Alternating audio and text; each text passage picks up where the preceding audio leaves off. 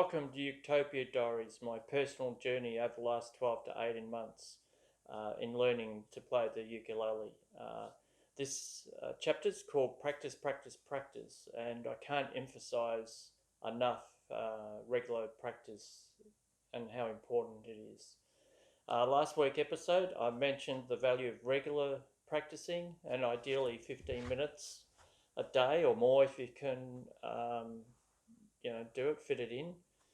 With me in the early days, in that first few weeks leading into the first few months, I'd be half an hour one day, then nothing for a few days, and 15 minutes because, a young family and you've got work commitments and social commitments. So, it's finding the time to practice is what makes it so difficult.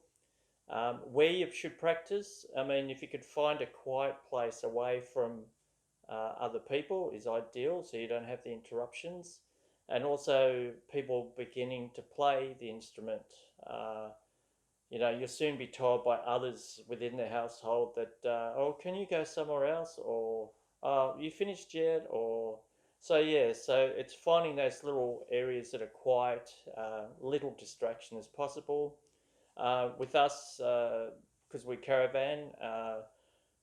We'd be set up in a spot somewhere and I'd be sort of embarrassed to practice next to the van and you've got other people, around you. So, I would often walk, half a kilometre away from the van and other people, and I'd be, under a tree or by a bank of a river or something, and that's where I would practice. So that was quite interesting, and especially in those early days, I'd soon know I was not hitting the chord right or something because, you have birds coming around trying to drop rocks on you, or koalas trying to bite your ankles, and the wildlife soon let you know that you weren't all that good. So it's finding a place where to practice is the key. So with that, the other thing you really need to remember is that in the early days, I'd have my little soprano uke, and as soon as I finished, I put it back in the case, and I didn't want anyone stepping on it, so I would put it in either in a cupboard or under a bed.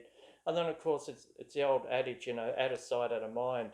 Can't stress enough that if you can get yourself a little ukulele stand and have that where you can see it, where you walk past it every day, because life's so busy, often it could be days, especially with me, it would be days before I think, oh shit, I've got to practice, haven't got time, or I've totally forgot about it. So in the first 3-4 weeks, I think I ended up getting myself a little stand and put it in a common part of the house. So, I'd be walking past and think, oh, I've got to practice.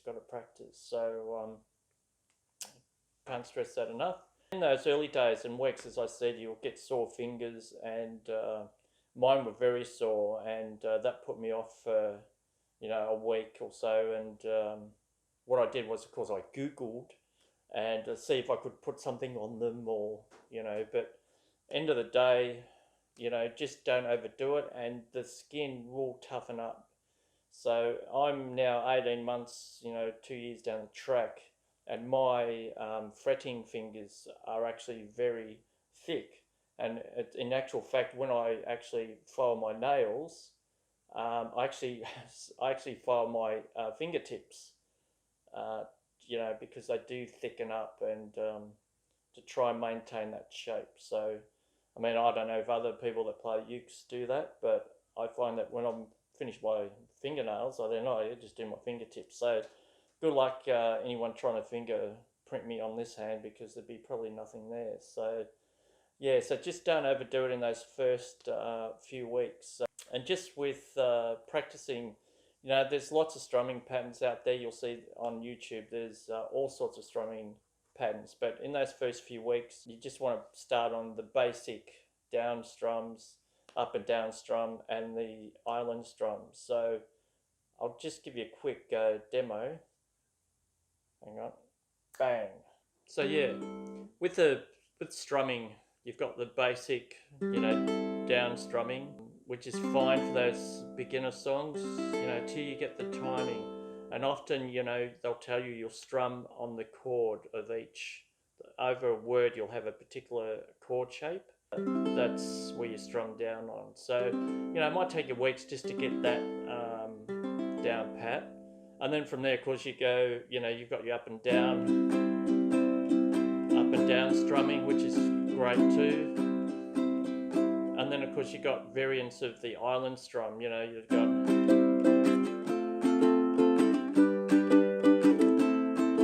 and then you've got,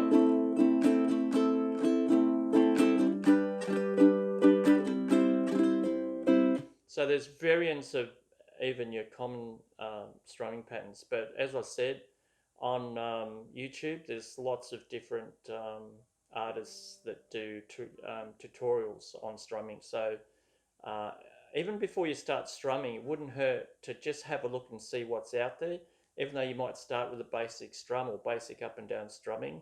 That's what I did. I had a look and I thought, my God, look how many strumming patterns there are. And of course, I'm thinking, I want to learn them all in like one day, and it just gets very confusing. So just stick with your basic down strum or up and down strum or island strum, which is what they use for a lot of songs. I'll just get rid of this.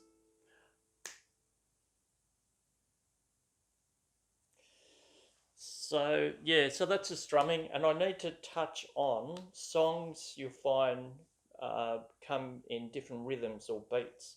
You got 3/4 timing, you got 4/4 timing, and then there's lots of it goes up to 16, and 8 timing. Rather than me try and explain it and confuse you even more, I would look at different teachers that are out there, and this is something you want to at least get a bit of a handle on in the early days with the timing, because it'll help you with rhythm. You've got teachers like Ukulele Mike, you've got Ukulele Underground, Adrian Guerrero, you've got Bernadette Teaches Music, and there's many others. So if you just Google 4x4 timing for beginner ukuleles players, get a bit of a handle on that. So, and just on timing, probably heard of a thing called Metronome. They're quite good for a regular beat, and you can increase the speed or reduce the speed depending on the timing of the song that you're learning. So, and the easiest way, there's lots of external devices you can get for metronomes, but there are free apps that you can just download, mobile apps for your mobile phone. Whether it's Apple or Android, and they're free. So actually, the ukulele teacher's actually got one that comes to mind. So, but yeah, just Google free metronome apps and get one for your phone, and that's pretty good. And it was very helpful in the early days. The old, tapping your leg or a beat, or just tapping your foot. Often they'll just tell you, just get the beat down, and just use your leg. You watch any performer, and often you'll see, if you can see the bottom part, you'll see their leg tapping, or they're maintaining that beat. So metronomes, highly recommend them in the early days, especially. And in your first few weeks of learning the uke, I think I've said this before, but just have a look around your local neighbourhood and look for local ukulele clubs.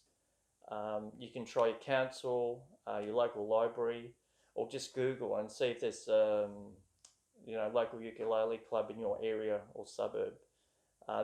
They're fantastic. Meet fellow people with the same passion and interest that you've got, and you'll find within the group there's a broad range of experience, from people probably not that much more experienced that you are to teachers. I know with my local club, Bermuse, we've got people that have performed professionally. We've got retired music teachers, and we've got everyone in between to various skills, and they're great because they'll have additional songs and they can help you with advice or strings, or they're just a great bunch of people. So so in those first few weeks, have a look and see what's around your area. Just lastly, the other thing I was going to mention was about Ukulele Care. This is something I did in the first probably 6-7 months. I thought, especially my ukulele, the Pono, it's high gloss or deluxe. They call it a deluxe model. And the cleaning of it, because I thought, I want to keep it clean, want to keep it polished, especially once I got rid of the soprano and got the Pono. It's like, oh no, the Pono. So I keep it clean. So I've Googled, and there's so much information out there as there is with other subject matters. But with cleaning your ukes, you can buy this, you can buy that. There's this oil, there's this stuff. Oh, you got to use this stuff. And I'm thinking, wow, look at all this stuff I can get. I can spray it and clean it and buff it up. So there's lots of things you can buy out there. But at the end of the day, you really don't need all that stuff. Again, you just Google yourself, and you've got to make your own decision on how you want to maintain your ukulele. But I came across, I've gone back to this United Kingdom site called Got a Ukulele, Barry Maz. He's great, down to earth. He's been a musician for, God, I don't know, 20, 30 years, plays in bands, and he actually currently runs a YouTube site called Got a Ukulele. .com. And if you have a look at he's got a great thing on the maintaining and cleaning a ukulele. And he said there's so many things out there, which I found out, that you could buy. But he said at the end of the day, you just get a lint-free cloth. And once you've finished playing and practicing, just give that a wipe down. That's all you need. You don't need any sprays, don't need any chemicals. Just give it a dry. And if you happen to have sticky fingers, or you find a spot on it, just put a little bit of damp water on the cloth, give that a little bit of a wipe, and then on the other side, just give it a clean. So again, it's your own choice, but I've found that just, after each, which I must admit, I don't always do it, try to do it, and I just give it a wipe down, especially along the strings and the frets, keeps them nice and clean. And what I do probably once or twice a year, take the strings off, I'll actually give the neck and the fret an oil, so I use for that. So, but yeah, and I do that maybe once or twice a year. So I'm practicing now probably up to an hour, at least every second day, and I find my strings, maybe twice a year at this stage. I'll change them, just see how that goes. And when I change them, I'll always go over the fretboards and the fret markers and just give that a light oil. But with the rest of the body, just give that a clean after each use. So yeah, so Google that. And as I said, Barry Manns has got a ukulele. He's got lots of beginner tips, but there's others on YouTube that have got lots of advice. So in these first few weeks of learning, Google and just get a bit of a handle on things, and you'll get to know what ukulele teachers and instructors you prefer. And like me, I've probably got half a dozen that I tend to follow now. And it's not to say that there's others that you might come across and think, oh yeah, I like that or like that. So what I'm doing at the moment is that I might find a song that I like, and I actually like it from two different ukulele teachers. And what I'm doing now is sort of taking a bit of that and a bit of that, and putting it together for some of the songs. So, as I said, just Google and research in those first few weeks, get a bit of an idea of what you want to do and achieve, and have a look at those rhythms and beats. And if your sore fingers get too sore, give a bit of a break, and keep the uke where you can see it. Say happy strumming, and I hope this episode was a bit of help to those that are just thinking about taking up the uke or have just started. We'll catch you next week. So thanks a lot for having a look at Uketopia Diaries, and I might catch you next week. So thanks very much. Bye bye.